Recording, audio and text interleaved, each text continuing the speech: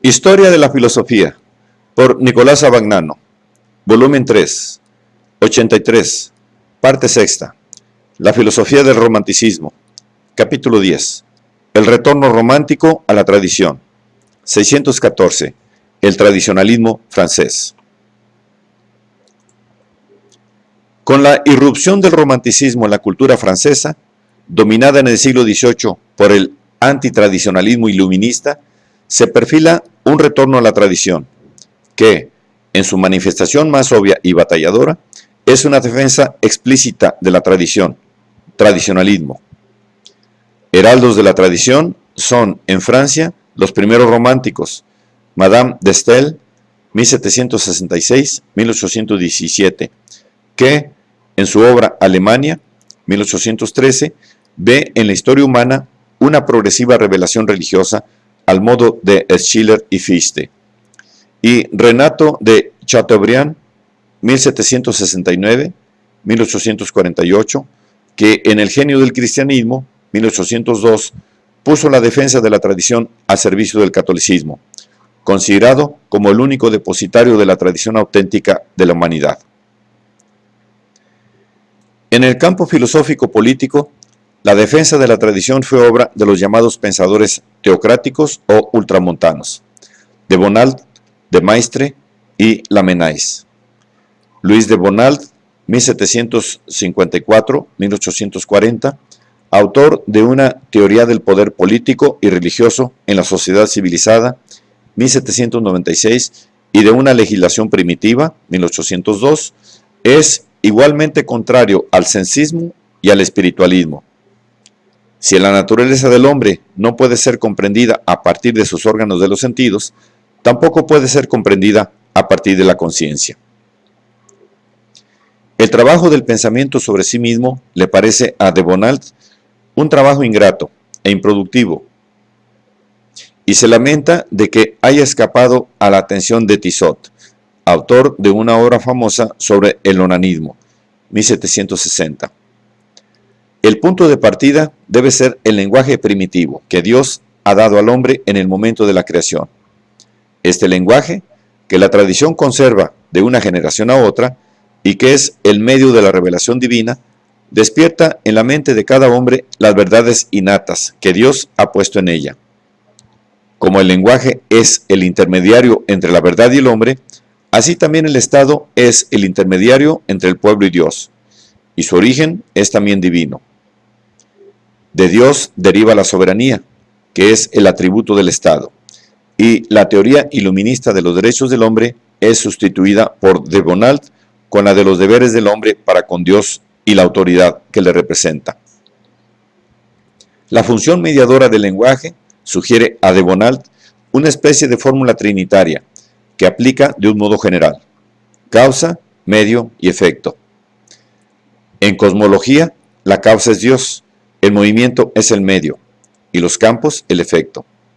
En política, los términos correspondientes son rey, ministros, súbditos. En la familia, padre, madre, hijo.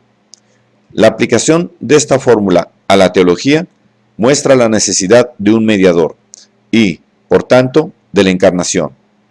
Dios se relaciona con el Verbo encarnado como el Verbo encarnado con el hombre. Igual defensa de la tradición y de lo que en ella se funda, la autoridad de la Iglesia y del Estado hállase en la obra de José de Maistre, 1753-1821. La obra más significativa de Maistre son las Veladas de San Petersburgo o El gobierno temporal de la providencia, publicada en 1821 póstumamente. Es también autor de otros escritos históricos y filosóficos, casi todos póstumos: Consideraciones sobre la historia de Francia, 1797, La Iglesia Galicana, 1821, Ensayo sobre la filosofía de Bacon, 1826, El Papa, 1829, Estudios sobre la soberanía, 1870. De Maistre niega al hombre, irremediablemente vulnerado por el pecado original, toda capacidad de abrirse por sí mismo camino hacia la verdad y hacia una vida social justa y ordenada. Todos los males que recaen sobre el hombre son merecidos y justos, porque son debidos al pecado original. El dogma de la reversibilidad exige y justifica que, a veces, el justo sufra por el pecador, del mismo modo que el rico debe pagar por el pobre. La reversibilidad del pecado y la oración son los únicos medios a través de los cuales el hombre puede librarse de su esclavitud del mal.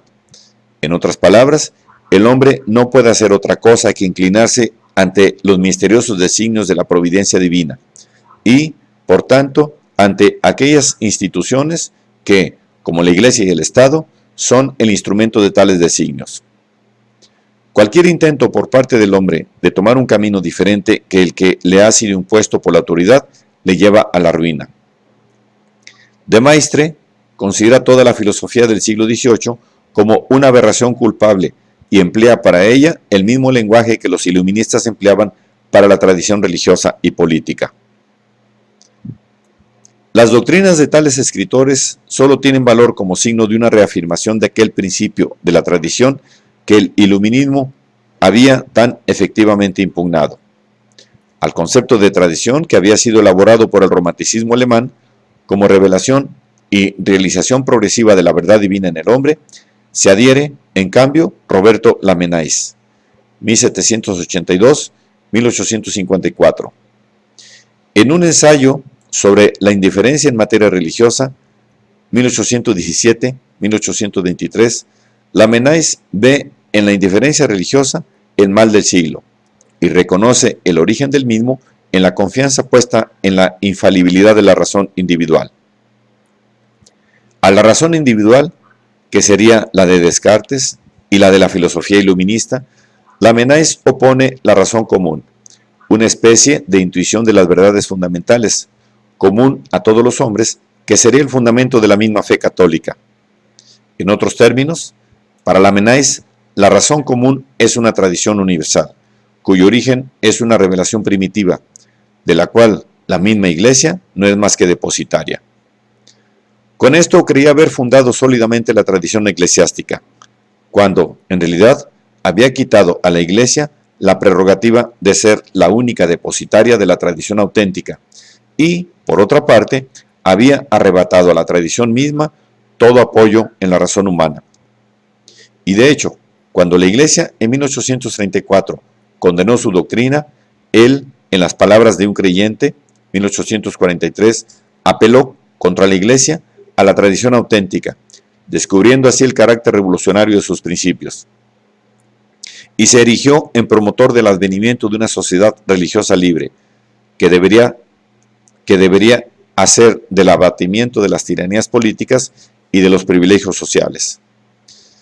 Entonces, buscó la manera de profundizar los principios filosóficos de su doctrina en el ensayo de una filosofía, 1841-1846, en el cual recuerda, en cierto modo, el ontologismo de Rosmini. La idea suprema del entendimiento humano es la idea del ser infinito e indeterminado, anterior a cualquier especificación. Esta idea, que es la misma de Dios, entra a formar parte de toda realidad. En efecto, toda realidad tiene su raíz en la triple naturaleza, por la cual ella es una potencia que realiza una forma que se imprime en la realidad creada y, finalmente, una vida por la cual todo es devuelto a la unidad originaria. Fuerza, forma, vida, esto es potencia, inteligencia y amor. Son los tres elementos de la esencia divina que aparecen en todas las cosas creadas, aunque sea en forma imperfecta y limitada, y constituyen su fundamento real. En este sentido, la verdad, la belleza y el bien son la revelación, en las cosas sensibles y en grados y formas diversas, de las potencias inteligibles que constituyen la misma naturaleza del ser.